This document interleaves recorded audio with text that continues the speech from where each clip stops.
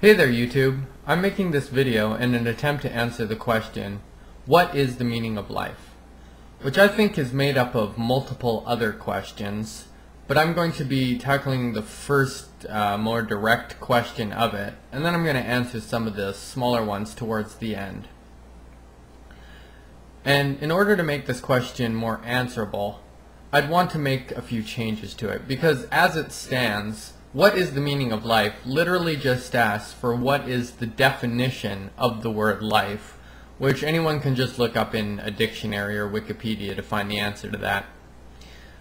So one of the things I would want to change about the question is the what is part, because I think this is a presumptuous part of the question.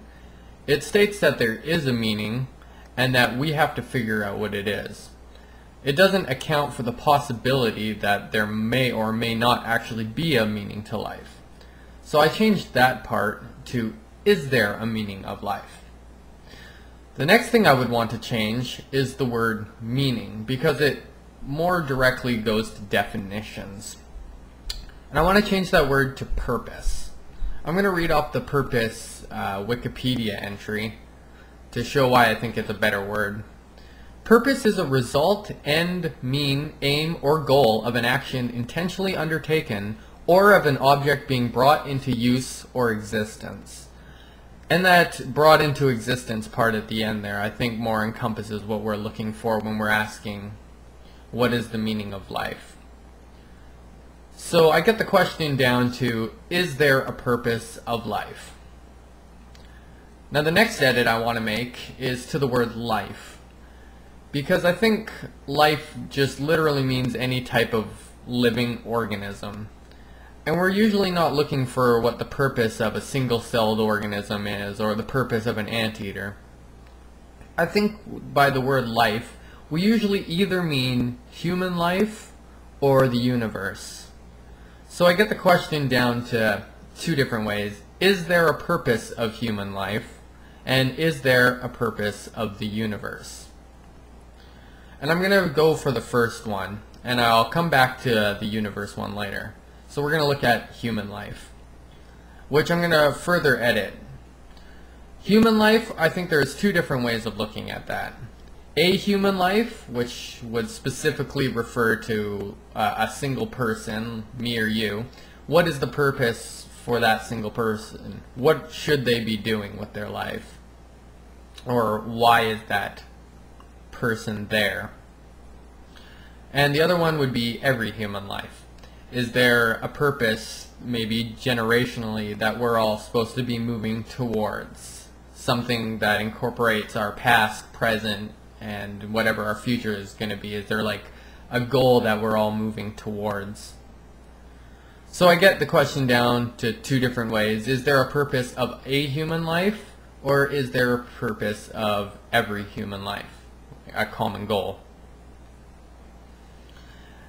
And the last thing I'm going to change before I am able to answer the question is putting in front of purpose either objective or subjective.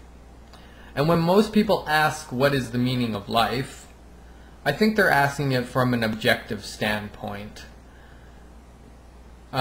So that's a kind of question that, despite anyone's opinion, what is the purpose of life?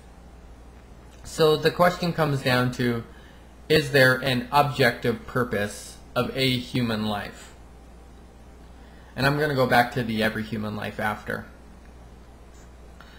And my answer to, is there an objective purpose of a human life, is that I don't know, which is kind of unsatisfactory. But I think there's some things we can take out of that. I think one of the major things we can take out of that is that there's nothing readily apparent to every single person that is the objective purpose. There are people who will tell you that there is an objective purpose, which are usually having religious connotations, telling you maybe the purpose is to worship God, or maybe to love your neighbor, or to be a good person. Somebody can tell you what the objective purpose is, but the fact of the matter is that there's multiple different versions of that.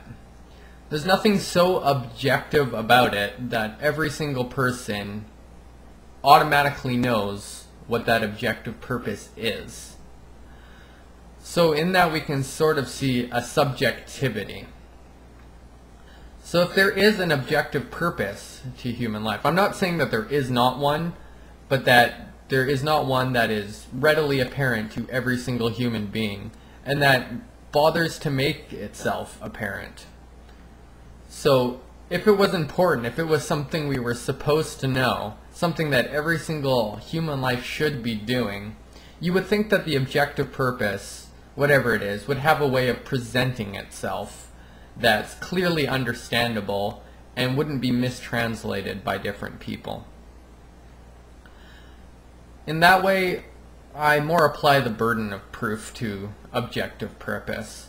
Unless it decides to find a way to make itself available to us, I think it's better to just assume that no, there isn't one. And then I want to apply the subjective part to it. Is there a subjective purpose to a human life?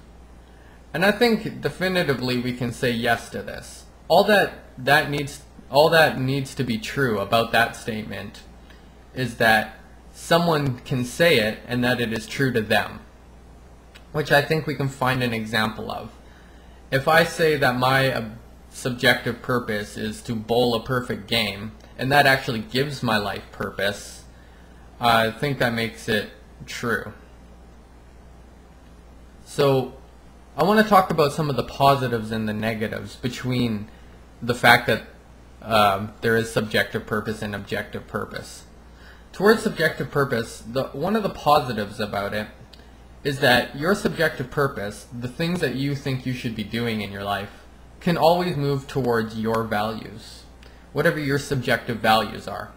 If one of the things you value is having a family, a social life, and happiness, you'll probably make one of your subjective purposes to find a mate who makes you happy and have kids. If you find a purpose of bowling makes you happy, then you can decide that that's what your purpose is. Meanwhile, an objective purpose has no reason to move towards your values. If an objective purpose was to work as a slave for whatever reason, it doesn't have to take into account your values. So I think it's probably a good thing that there is no readily apparent objective purpose in that sense. Now, some of the negatives towards a subjective purpose, one would be not knowing what your subjective purpose, having never assigned yourself one. And this can give you a feeling of being unsure of what to do with your life, a very uneasy, anxiety-ridden kind of life, where an objective purpose, it would be there for you to know to do. You wouldn't have to think about what you should be doing with your life. You wouldn't have to invent a subjective purpose. And that can be very comforting. Now, one of the gray areas I want to go into is that subjective purposes can change.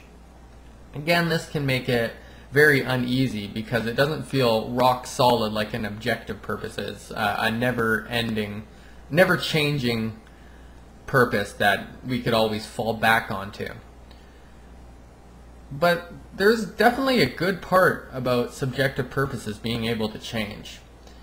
If a purpose gets accomplished, if it was objective and never changing, you would basically have no purpose left in your life. You would have already done it. With a subjective purpose, if your goal is, say, the bowling analogy, then once you're done it, you can basically create another one for yourself. Perhaps you want to bowl multiple games in a row, or you just want to move on to a completely different hobby. Another good part about that is if you find out that one of your subjective purposes that you've assigned yourself doesn't actually move you towards any of your values, if it doesn't make you happy, you can just change it. There's nothing keeping you to that one thing that you're supposed to do. And I think that's really what makes the subjective purpose a better choice. And the fact that there is a readily apparent subjective purpose and no readily apparent objective purpose gives truth value to that. So I'm going to go back up through some of the questions I skipped over and apply these principles to them.